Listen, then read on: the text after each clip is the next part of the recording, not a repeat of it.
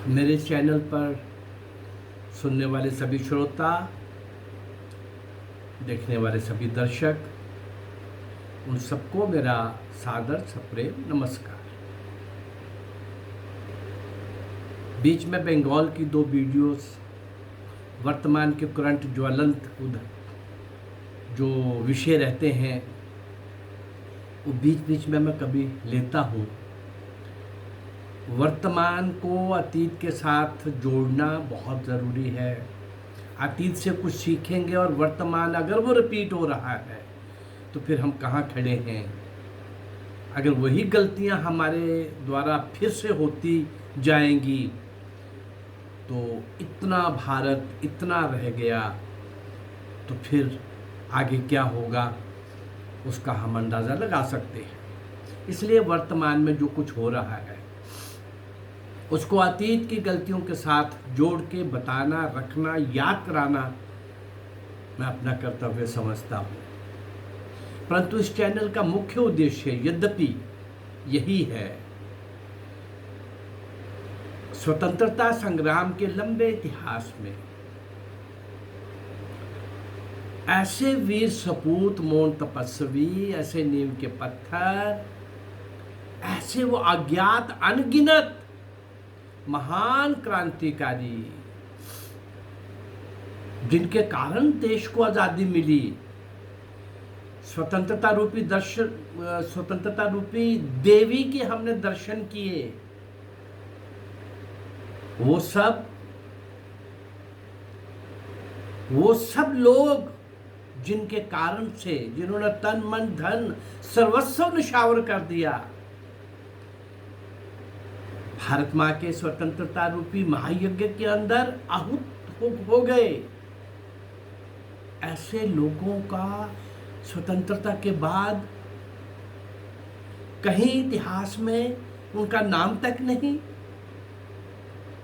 मैं कोशिश कर रहा हूँ ऐसे सब लोगों के नाम ढूंढकर, ऐसे महान तपस्वियों के, देशभक्तों के, ऐसे हुतात्माओं को ढूंढ के ला करके आपके सामने रखूं ताकि हम कृतघ्न ना कहलाएं, जिनके कारण देश आज़ाद हुआ और जो हमें बताया गया, जिन 2 लोगों का नाम आता है और जिस पार्टी का नाम आता है,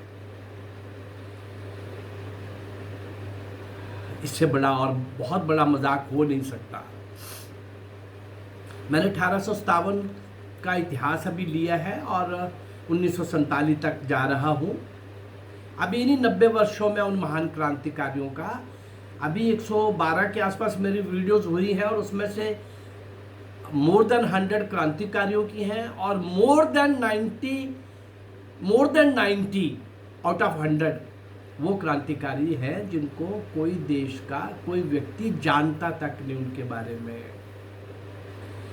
ऐसे ही ये मेरा प्रयास इसी 90 सालों में, 1857 1947 के बीच के 90 सालों में कम से कम 150 में ऐसे क्रांतिकारी देशभक्त दे पाऊंगा, आपके सामने रख पाऊंगा। और मेरा तो लक्ष्य और आगे बढ़ के सिंध के राजा दाहिर से लेकर सुभाष चंद्र बोस तक के लंबे संघर्ष काल में जिन जिन लोगों ने वीरता के साथ, शौर्य के साथ, त्याग के साथ, तपस्या के साथ शहादत दी, अंतिम श्वास तक लड़े, जूझे, मुकाबला किया, भारत माँ को गुलाम नहीं होने देंगे। अगर कोई हिस्सा कहीं हो गया है तो वहाँ के लोगों ने उसको स्वीकार नहीं किया, संघर्ष करते रहे। ऐसे अनगिनत संघर्ष करने वाले और इतिहास में नाम नहीं पाने वाले, अरे उनको कोई स्वार्थ नहीं होगा, लालच नहीं होगा कि इतिहास हमें याद करे, आने वाली भावी पीढ़ियाँ इतिहास में हमें पढ़ें। इस मोह के साथ, इस स्वार्थ के साथ उन्होंने नहीं की होगी कुर्बानी। भाई ये तो सत्य है, ये सत्य है। कुर्बानी देने वाला आदमी समझ रहा होता है, पुरुष महिला, कि ये तो मेरा दायित्व है। वो तो अपना दायित्व निभा गए, परंतु हम अपना दायित्व निभाएंगे कि नहीं? उनको स्मरण करेंगे, उनको श्रद्धांजलि देंगे, उनको स्मरण करके आज की पीढ़ी तक उन लोगों के त्याग, तपस्या, बलिदान वाले जीवन जो है, कारनामे जो हैं, उनके जो उनके कहना चाहिए उपलब्धियां हैं, शौर्य और वीरता की पराकाष्ठा शिखर पर बैठे हुए, उनके जितने भी हमें उदाहरण मिलते हैं, हम नई पीढ़ी के सामने रख करके इनको उनके साथ जोड़ेंगे।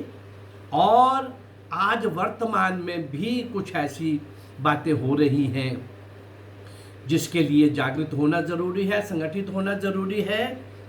भारत माँ के ऊपर आज भी संकट हैं। हर 10, 20, 50 साल के बाद हमारे द्वार पर गुलामी दस्तक देगी और हम अपने कामों में बिजी रहेंगे। भारत वर्ष चला जाएगा, अखंड भारत चला जाएगा, वृद्ध भारत चला जाएगा, 5 का भारत, 35 का भारत, 97 का भारत, सब चला जाएगा। उसके बाद चीन ने 62 के अंदर कितने हजार किलोमीटर वर्ग किलोमीटर एरिया दबा के रखा हुआ है। यद्यपि अब उसको बड़ी मुंह की खानी पड़ी है। नेतृत्व से शक्त था केंद्र के अंदर, आर्मी तैयार थी, वेल इक्विप्ड थी, तैयारी थी। यद्यपि उस नॉर्थ ईस्ट के अंदर इंफ्रास्ट्रक्चर बना ही नहीं था कुछ सालों में जितना बन पाया, अभी और बड़ा तेजी से वहाँ बन रहा है। अब कोई चीन पाकिस्तान मिल के भी आ जाए तो शायद नहीं कुछ बिगाड़ सकेंगे, लेकिन 62 में वो जो कलंक लगा है हार का, हार क्या थी, था ही कुछ नहीं और इनको पता ही नहीं। और ये श्रीमान जी हमारे प्रधानमंत्री जी हिंद चीनी भाई भाई, हिंद चीनी भाई भाई कर रहे थे। चलिए इन बातों को फिर देखेंगे। अभी जो मैंने 1857 का शुरू किया था उसमें महारानी झांसी, वीरमंगल पांडे की पहली गोली, वीरमंगल पांडे पहली शहादत, वहाँ से मैं आगे बढ़ा था। ऐसे बहुत सारे लोग, वासुदेव बलवंत फटके, बीच में स्वामी विवेकानंद जी, जिन्होंने भक्ति के साथ देशभक्ति को जोड़ा, सारे विश्व के अंदर भारत की संस्कृति सभ्यता की, गौरव की, सोने की चिड़िया भारत की, विश्वगुरु भारत की पताका फहराई और भारत में आकर के नौजवानों को भारत के लिए कुछ करने के लिए प्रेरित किया। और भारत के लिए कुछ करने का मतलब था कि भारत माँ गुलाम है। वो अपनी बड़ी छोटी आयु में स्वामी विवेकानंद चले गए, लेकिन वो छोटी आयु में भी बहुत कुछ कर गए। ऐसे बहुत सारे लोगों को मैंने लिया है। इस बीच में आर्य समाज का भी बहुत बड़ा योगदान रहा, बहुत बड़ा योगदान। और एक 1885 में अंग्रेज के द्वारा शुरू की हुई ये हमारी राष्ट्रीय कांग्रेस। चलिए इसी को लेते हैं। 1924-25 का कालखंड था और राष्ट्रीय कांग्रेस ना आंदोलन करने की स्थिति में थी, ना क्रांति करने की स्थिति में थी। उनका लक्ष्य केवल क्या था, चर्चा, वार्ता, समझौता, कुछ सुविधाएं पाना, किसी को कोई पदवी मिल रही है तो वो प्राप्त कर लेना, बस इतना मात्र था। अंग्रेजों को असिस्ट करना, जस्ट असिस्ट करना, इसके लिए राष्ट्रीय कांग्रेस थी और उनका शुरू करने का उद्देश्य भी यही था। लेकिन इसी बीच में सुप्रसिद्ध राजनीतिक नेता उस समय लोकमान्य बाल गंगाधर तिलक, जिन्होंने ये घोष किया स्वराज्य हमारा जन्मसिद्ध अधिकार है, ध्येय वाक्य के रूप में इसको गुंजाया। स्वराज्य हमारा जन्मसिद्ध अधिकार है, हम भिक्षा नहीं मांगेंगे, हम केवल रेजोल्यूशन पास करके उनके गीत नहीं गाएंगे। स्वराज्य हमारा जन्मसिद्ध अधिकार है, हमको स्वराज्य मिलना चाहिए, वो हमारा अधिकार है, हम लेके रहेंगे। अब इस बीच में जो वही थे एप्लीकेशन वाले लोग, प्रार्थना पत्र वाले लोग और समझौता, वार्ता, चर्चा, इस प्रकार के लोग, वो तो बाल गंगाधर तिलक, लोकमान्य बाल गंगाधर तिलक के इस वाक्य के साथ कैसे खड़े हो सकते थे। लेकिन उसी में कुछ लोग और थे और कुछ बाहर के लोग, ये वाक्य क्रांतिकारियों को बड़ा अच्छा लगा,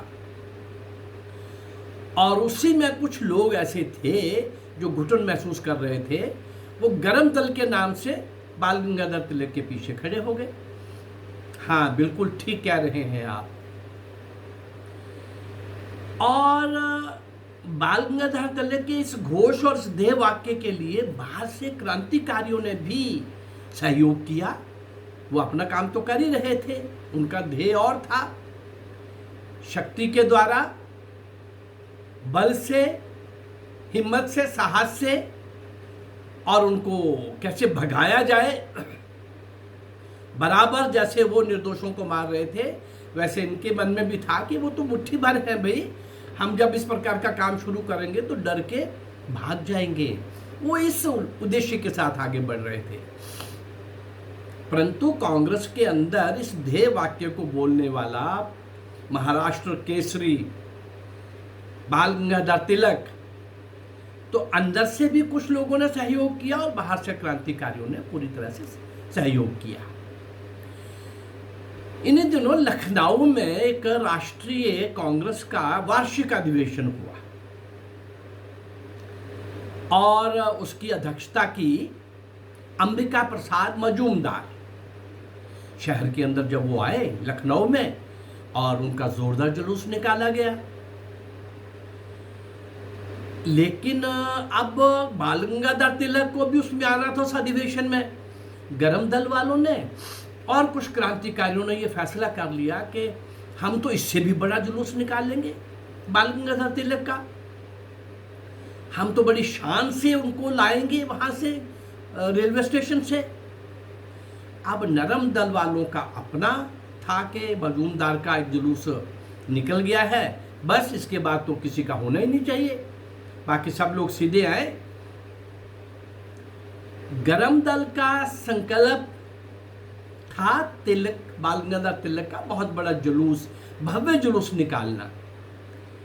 अब रेलवे स्टेशन पर जैसे बाल गंगाधर तिलक पहुंचे तो नरम दल वालों की अपनी योजना थी, गरम दल वालों की अपनी योजना थी, दोनों के अपने अपने मंसूबे थे, अपने अपने लक्ष्य थे। नरम दल वालों ने जाते ही बाल गंगाधर तिलक को अपने घेरे में ले लिया और घेरे में लेकर के वो अधिवेशन स्थल की ओर बढ़ने लग पड़े। लेकिन गरम दल वालों का भी तो कुछ था ना। एक व्यक्ति, एक नौजवान बाल गंगाधर तिलक की गाड़ी के आगे लेट गया, एकदम टायर के नीचे। बाकी कुछ और नौजवान आगे पीछे दाएं बाएं सब लेट गए। नहीं जाने देंगे, ऐसे नहीं जाने देंगे। लखनऊ के अंदर भव्य जुलूस निकलेगा। अब गाड़ी के टायर के नीचे जो लेटने वाला नवयुवक था, उसका नाम था राम प्रसाद बिस्मिल, जो आगे जाके बहुत बड़ा क्रांतिकारी हुआ।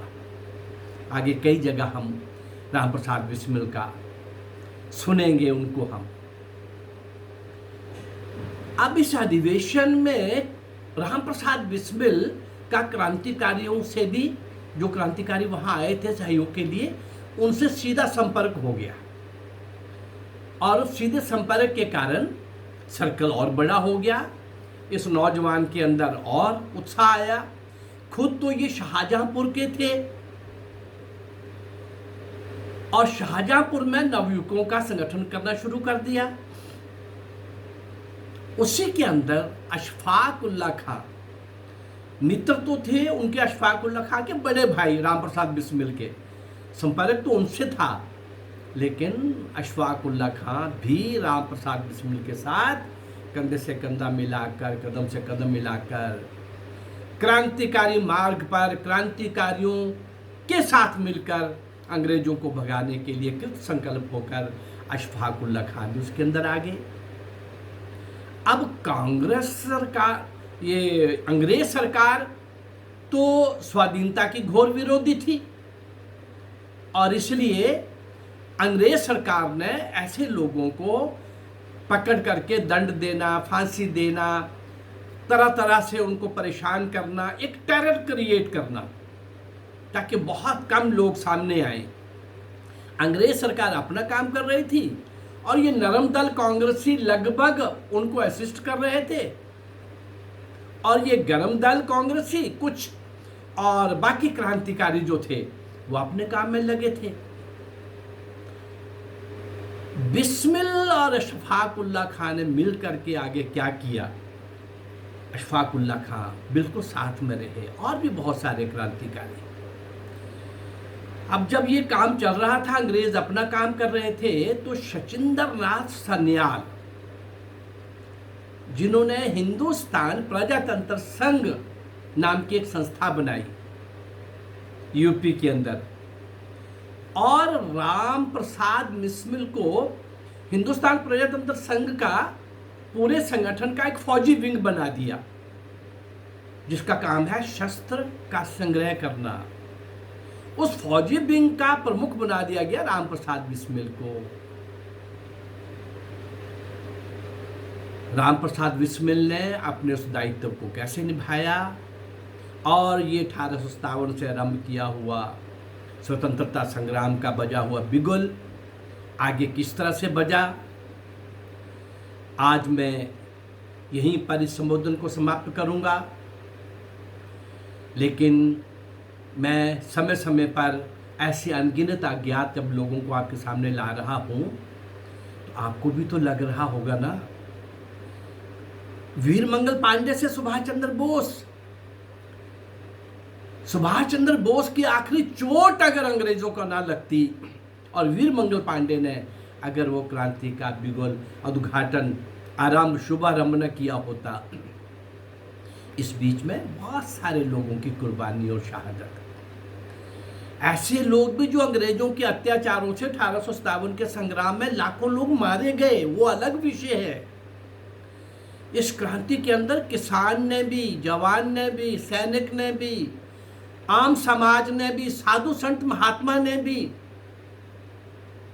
और अच्छे पैसे वाले भी कुछ लोगों ने इस स्वतंत्रता संग्राम के अंदर क्रांतिकारियों का साथ दिया। मैं उन लोगों को समय समय पर, ऐसे महान आत्माओं को समय समय पर आप लोगों के सामने ला रहा हूं, और ये बता रहा हूं कि जो बताया जाता है जिन दो लोगों के बारे में, एक तो गांधी तो अंग्रेज को शूट करता था, और ये नेहरू अपने बाप की तरह दोनों अंग्रेजों के स्पॉन्सर्ड लीडर थे। मेरी इन सारी घटनाओं में आप खुद अंदाज़ा लगा लेंगे, वो सत्ता इनको सौंप के गए हैं। भारत को आज़ादी देगी, मिली कि नहीं मिली वो एक अलग विषय है। और जब ये सत्ता सौंप रहे थे इन काले अंग्रेजों को, नेहरू एंड कंपनी क्या समझौता कर रही थी ब्रिटिश गवर्नमेंट के साथ? सुभाष जिंदा या मुर्दा जब मिलेगा हम आपके हवाले करेंगे। ऐसा पाप करने वाले, घृणित कार्य करने वाले आगे कुछ वर्षों में देश के अंदर फिर इन काले अंग्रेजों ने, आज़ादी के समय में भी ये पाप कर रहे थे, आज़ादी लेने में कोई बहुत बड़ा योगदान नहीं था, एक कॉमन प्लेटफॉर्म था, लोग आते थे, बोलते थे, नारे लगते थे, कुछ मांगे होती थी, लेकिन उस समय भी उनका डायरेक्ट और इनडायरेक्ट योगदान ब्रिटिश गवर्नमेंट की फेवर में जाता था। थोड़ा सा बारीकी से अगर आप समझेंगे तो आपको नजर आ जाएगा। इन काले अंग्रेजों ने एक पाप तो सुभाष चंद्र बोस का सौदा करके किया, और दूसरा पाप माओवादियों को, वामपंथियों को शिक्षा का क्षेत्र देकर इन महान आत्माओं को इतिहास के अंदर कहीं स्थान नहीं आने दिया गया। इनका स्थान हम निश्चित करेंगे, ज़रूर आगे बढ़ेंगे। अगर मेरा ये प्रयास आपको अच्छा लग रहा है तो आप इस चैनल को लाइक करिए, सब्सक्राइब करिए और इसको शेयर करिए। नमस्कार, जय भारत।